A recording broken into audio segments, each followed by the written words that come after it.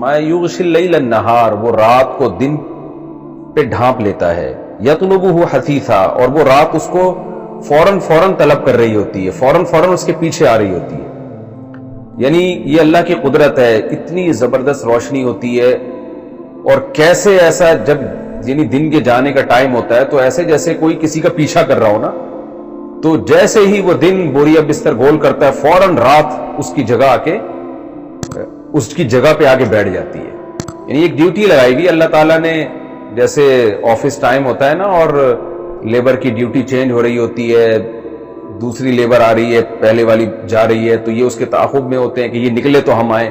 تو اسی طرح کا اللہ نے اس کائنات کا ایک نقشہ کھینچا ہے. فرمایا والشمس والقمر والنجوم، سورج کو بھی اس نے بنایا، چاند کو بھی اور ستاروں کو بھی ایسا بنایا، مسخرات بامرہ، کہ یہ اللہ کے حکم کے آگے مسخر ہوئے ہیں. جو جس کو آرڈر دیا گیا ہے نا وہ اسی کام پہ صدیوں سے لگا ہوا ہے. الا خبردار سنو، لہ الخلق، اسی کے لیے تخلیق ہے، اسی نے پیدا کیا ہے سب کو، والامر، اور آرڈر بھی اسی کا ہے. بہت سے لوگ یہ بات تو مان لیتے ہیں کہ کوئی اس کائنات کا بنانے والا ہے، یعنی خلق ہے، لیکن امر کو نہیں مانتے. وہ کہتے ہیں بنایا تو ہے لیکن بنا کے چھوڑ دیا، اب اس کے آرڈر نہیں چل رہے بلکہ خود بخود آٹومیٹیکلی سب کچھ ہو رہا ہے. تو اللہ نے اس کی نفی کی، فرمایا اسی نے سب کچھ بنایا، والامر، اور حکم بھی اسی کا ہے. تبارک اللہ رب العالمین، وہ اللہ بہت برکت والا ہے جو تمام جہانوں کا پالنے والا ہے، تمام جہانوں کو لے کے چل رہا ہے. وہ ادعوا ربکم تضرعا وخفیا. اس قدرت کا نتیجہ کیا نکلا کہ بنایا بھی اس نے، چلاتا بھی وہ ہے. ظاہر ہے سارے معاملات اس کے ہاتھ میں ہیں، لہذا اپنی حاجات میں اس کو پکارا کرو. دنیا پرست آدمی دنیا کے اسباب کو دیکھتا ہے، اس کی ڈکشنری میں اللہ ہے ہی نہیں، اسے کیا ضرورت کہ وہ اللہ سے دعا مانگے. ایمان والوں کا عقیدہ ہے کہ سب کچھ اللہ کے حکم سے ہو رہا ہے، اس لیے اللہ فرماتے ہیں اپنے رب کو پکارا کرو. لیکن اللہ نے دو شرطیں بیان کر دی. کیا؟ تضرعا، نمبر 1 عاجزی کے ساتھ پکارو، اپنے آپ کو بھکاری سمجھ کے پکارا کرو. دوسرا خفیتاً، چپکے سے. اس آیت سے پتہ چلتا ہے کہ دعا میں اصل ہے آہستہ آواز سے، خاموشی سے. یہ جو چیخو پکار کر آج کل ایک فیشن بن چکا ہے نا، ہا ہو ہی ہا، دعاؤں میں بھی ایسے ہو رہا ہے، یہ شریعت کے مزاج کے خلاف ہے. دعا میں بھی آہستہ اور ذکر بھی آہستہ، کیونکہ ذکر بھی دعا ہی ہے ایک طرح کا. تو اسلام میں جتنی عبادتیں ہیں وہ اس میں اصل یہ ہے کہ وہ آہستہ سے ہوں، خاموشی سے ہوں. الا یہ کہ جہاں اللہ تعالیٰ نے زور سے بلند آواز سے ذکر کا حکم دیا ہو. چند مقامات ایسے ہیں جہاں بلند آواز سے ذکر کا حکم دیا گیا ہے، وہ مستثنیٰ ہے ایک عام قاعدے سے. اس کی مثال ہے جیسے آپ نماز میں جب تلاوت کرتے ہیں تو جو جہری نمازیں ہیں، فجر کی نماز ہے، مغرب کی نماز ہے، عشاء کی نماز ہے، اس میں جو شروع کی 2 رکعتیں ہیں اس میں امام پر لازم ہے کہ وہ جہرن قرات کرے، بلند آواز سے تلاوت کرے. اور امام تکبیرات کہے گا، اللہ اکبر، سمیع اللہ لمن حمیدہ، اللہ اکبر، یہ زور سے کہے گا تاکہ مقتدیوں کو پتہ چلے. تو ایک تو یہ والا موقع مستثنیٰ ہے، اس میں بلند آواز سے تلاوت بھی ہوگی، ذکر بھی ہوگا.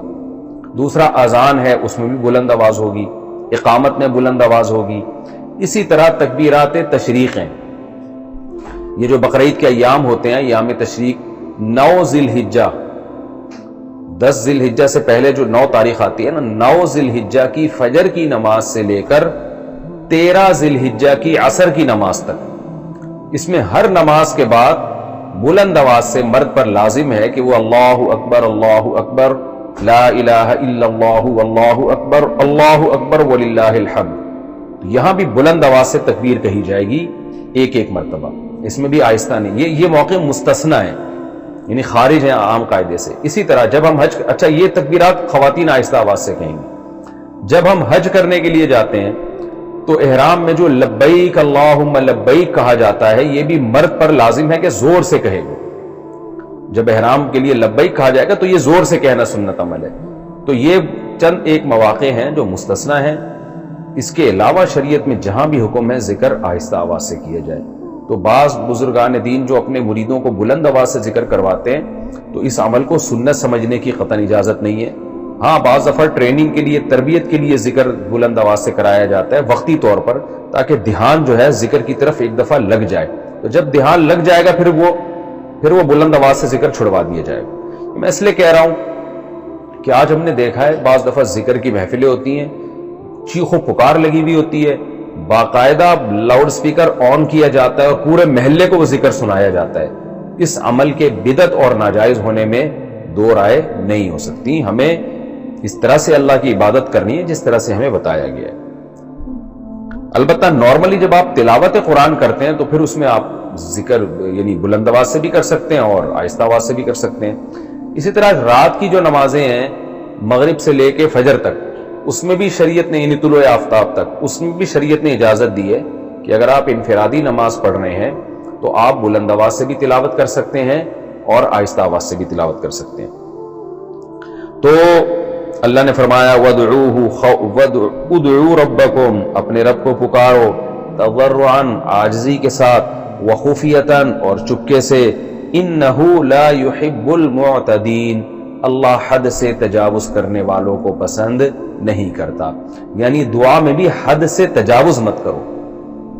حد سے تجاوز کیسے؟ ایک تو یہی ہے کہ چپکے سے نہیں پکار رہے بلکہ شور شرابہ زیادہ کر رہے ہو. جیسے بعض لوگ نا ایکٹنگ کرتے ہیں دنیا کو دکھانے کے لیے، دعاؤں کے باقاعدہ پروگرام ہو رہے ہیں، اس میں رونے کے مقابلے ہو رہے ہیں، یہ ڈرامے بازی ہے. یہ بھی حد اعتدال سے تجاوز ہے. اور دوسرا تجاوز کیا ہے؟ چیخ و پکار کرنا.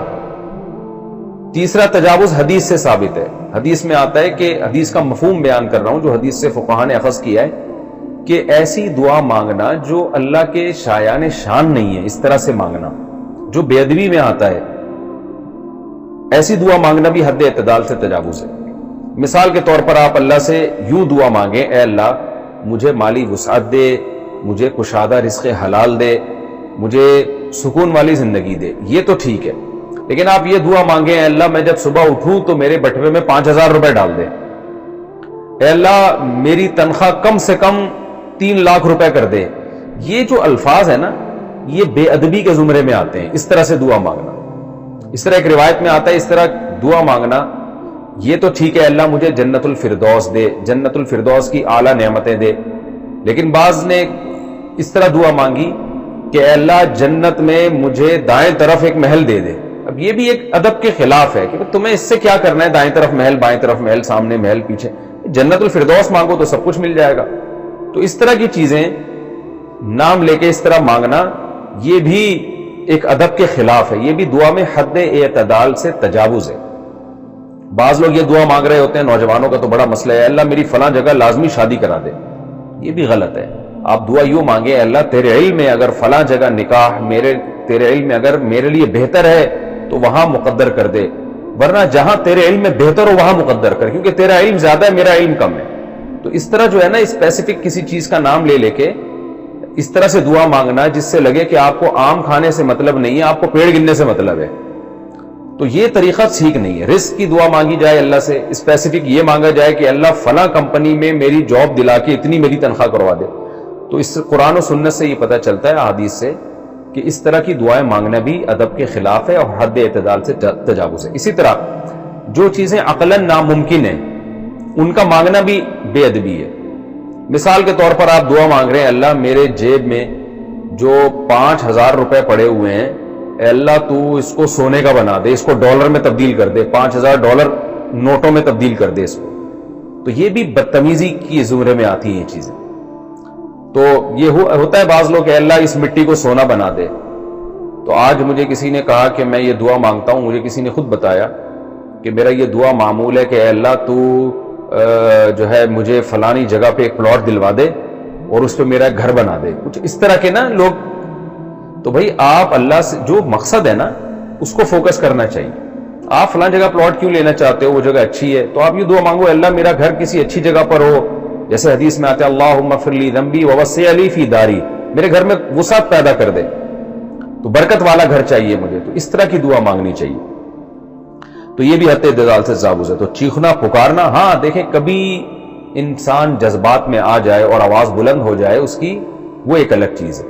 لیکن ہمارے ہاں بعض جگہوں پر مسجدوں پہ ہم نے دیکھا ہے لاؤڈ سپیکر آن کر کے باقاعدہ پروگرام ہو رہے ہوتے ہیں دعاؤں کے, وہ مقابلے شروع ہو گئے ہیں اس میں. تو اس لیے اس کو بھی, دعا کو بھی ایک قسم کا یوں سمجھیں کہ انٹرٹینمنٹ کا ذریعہ بنا لیا گیا ہے. مقابلے بازی شروع ہو گئی ہے اس میں, اور ٹیلی ویژن میں بھی بیٹھ کے دعاؤں کے باقاعدہ رونے دھونے کے پروگرام ہو رہے ہوتے ہیں. تو ان چیزوں سے اللہ نے منع کیا, عبادت کو عبادت رہنے دیا جائے. فرمایا ادعوا ربکم تضرعا وخفیا, عاجزی کے ساتھ چپکے سے اپنے رب کو پکارو. انہ لا يحب المعتدین, اللہ حد سے تجاوز کرنے والوں کو پسند نہیں کرتا. ایک اور جگہ پہ قرآن میں آتا ہے وما انا من المتکلفین, میں تکلف کرنے والوں میں نہیں ہوں. تو دعا میں تکلف جو ہے نا, بناوٹ, یہ بھی اللہ کو پسند نہیں. ہاں ایک بناوٹ وہ ہے جو اللہ کو دکھانے کے لیے, جیسے حدیث میں آتا ہے دعا میں رونا نہیں آتا تو رونے جیسی صورت بنا لو. تو اللہ سے کہہ دیا جائے اللہ میں یہ کر سکتا ہوں میرے بس میں, کیونکہ جو انسان کے اختیار میں نہیں ہے رونا, تو رونے جیسی صورت اللہ کے سامنے بیان کرنا تاکہ عاجزی جھلکے, یہ چیز تکلف میں نہیں آتی. فرمایا وَلَا تُفْسِدُوا فِي الْأَرْضِ بَعْدَ إِصْلَاحِهَا, اور زمین میں جب ایک دفعہ اصلاح ہو جائے تو پھر فساد نہ پھیلاؤ. کیا مطلب؟ قرآن نازل ہو رہا ہے, زمین سے شرک کا خاتمہ ہو رہا ہے, لوگ عبادت پر آ رہے ہیں, جھوٹ سے, زنا سے, یتیم کا مال کھانے سے بچ رہے ہیں.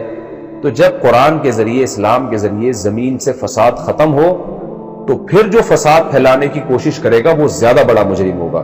تو ایک عام اصول بیان کیا کہ اصلاح کسی معاشرے کی ہو جائے, پھر نیگیٹیوٹی پھیلانا, پھر فساد پھیلانا, یہ بڑا جرم ہے. وَادْعُوهُ, اور اپنے رب کو پکارو, خوفاً وطمعا. پچھلی آیت میں اللہ نے کیا فرمایا تھا؟ اپنے رب کو پکارو چپکے سے, عاجزی کے ساتھ. یہ دعا میں ظاہری کیفیت ہونی چاہیے, دیکھنے سے جھلک رہا ہو کہ آپ بھکاری ہیں. اب اللہ بتا رہے اندر کی کیا کیفیت ہونی چاہیے. اوپر کا تو بتا دیا کہ اعتدال سے نہیں, اعتدال سے ہٹ کے نہیں مانگو, جیسے ناممکن چیزوں کو مانگنا شروع کر دیا کہ اللہ مجھے 1000 سال عمر دے دے. یہ بھی ایک ناممکنات میں آتی ہے نا. عام طور ناممکنات کا مطلب عام طور پر ایسا ہوتا نہیں ہے, تو آپ کیوں اللہ سے 1000 سال عمر مانگ رہے ہیں؟ آپ کہیں کہ اللہ میری عمر میں برکت دے دے, مجھے لمبی عمر دے دے. اس طرح کے الفاظ استعمال کرنے چاہیے. تو پہلے اللہ نے حکم دیا دعا کے ظاہری آداب, اب دعا کے باطنی آداب. اندر کنڈیشن کیا ہونی چاہیے؟ خوفاً وطمعا, خوف بھی ہو اور طمع بھی ہو. خوف اپنے گناہوں کا ہو اور طمع اللہ کی رحمت کی ہو. اس کنڈیشن میں آپ دعا مانگے.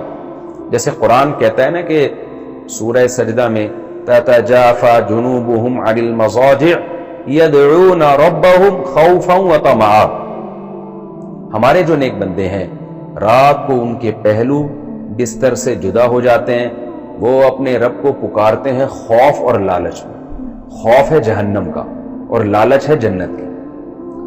یعنی اپنے اعمال پہ اتنے مطمئن بھی نہیں ہے کہ اب ان کو یقین ہے ہم نے تو جنت میں ہی جانا ہے, لہذا ہمیں جہنم سے پناہ مانگنے کی کیا ضرورت ہے. نہ نہ نہ. اور اتنے مایوس بھی نہیں ہے کہ اب وہ اپنے اعمال کو دیکھ کر اتنے مایوس ہو گئے کہ اب تو ہم نے جہنم میں ہی جانا ہے, ہمارے لیے تو جنت ہے ہی نہیں. نہ نہ نہ نہ نہ. حدیث میں آتا ہے الایمان بین الخوف والرجاء, مسلمان ہمیشہ درمیانی حالت میں رہتا ہے, برائیوں سے بچتا ہے, نیک اعمال کرتا ہے, مگر ڈرتا رہتا ہے کہیں یہ نیک عمل ضائع نہ ہو جائے, کہیں نیک عمل کی توفیق نہ ختم ہو جائے. میں آج ایمان کی جس حالت پر ہوں کہیں موت سے پہلے کافر نہ ہو جاؤں. تو یہ سب چیزوں سے ڈر بھی رہا ہوتا ہے وہ, اور اتنا ڈرتا نہیں ہے کہ عمل ہی چھوٹ جائے, مایوس ہو جائے کہ یار چھوڑو بھائی ہم نے تو جانا ہی جہنم میں. نہ نہ, اللہ سے امیدیں بھی ہیں. تو اسی کنڈیشن میں اسلام نے ہمیں حکم دیا ہے زندگی گزارو, اور حدیث میں خوشخبری سنائی ہے جس کی زندگی اس حالت میں گزری اللہ اسے اس چیز سے بچا لے گا جس کا اس کے دل میں خوف تھا, اور اس جنت میں داخل کر دے گا جس کی اس کو لالچ تھی اور امیدیں تھی.